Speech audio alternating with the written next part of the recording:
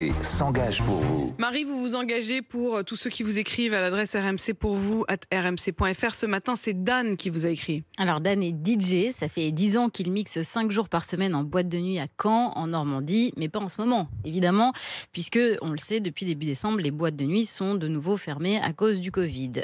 Quand le gouvernement annonce la fermeture en décembre, il n'a pas paniqué puisqu'il s'est dit qu'il allait avoir des aides financières comme lors des premiers confinements.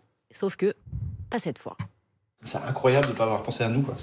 Depuis bientôt 2 mois, je suis sans revenu, sans rien du tout.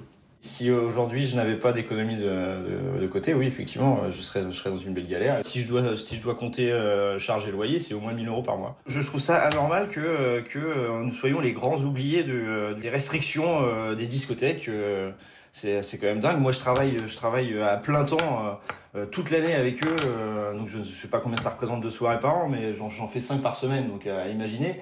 Voilà, et qu'aujourd'hui, sous prétexte que les discothèques soient fermées, moi, je me retrouve sans rien du tout. C'est complètement anormal.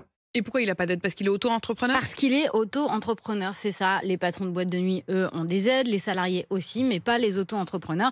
Et dans l'événementiel, plus globalement, si on prend en compte les photographes, les traiteurs, etc.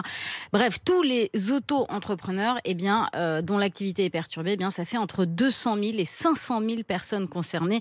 Ludovic Badaud est porte-parole de la Fédération des auto-entrepreneurs. Aujourd'hui, vous avez des dispositifs d'aide qui ne sont pas adaptés pour les auto-entrepreneurs. Vous avez le chômage partiel qui concerne les entreprises qui ont des salariés. Vous avez l'aide au coût fixe qui concerne les entreprises qui peuvent déduire leurs frais. Et dans les deux cas, les auto-entrepreneurs ne sont pas concernés. Donc, très simplement, ils sont abandonnés, ils ne comprennent pas pourquoi eux ne peuvent pas bénéficier du soutien dans cette 5e vague, parce que pour beaucoup, c'est exactement la même chose que ce qui s'est passé lors de la première, la deuxième, la 3e vague, c'est-à-dire des annulations de commandes, l'absence de clients et un chiffre d'affaires qui est en chute libre. Donc on sent que la grogne, elle est véritablement en train de monter parce que vous avez des gens qui sont en très grande difficulté et qui se sentent absolument pas écoutés par le gouvernement.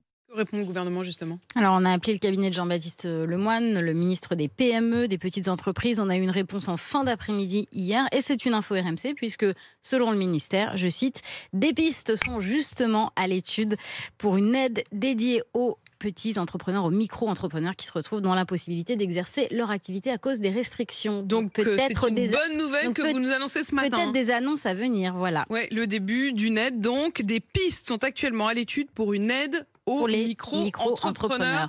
Bonne nouvelle pour vous tous qui nous écoutez. Et c'est une info RMC. On suivra ce dossier, bien sûr, Marie.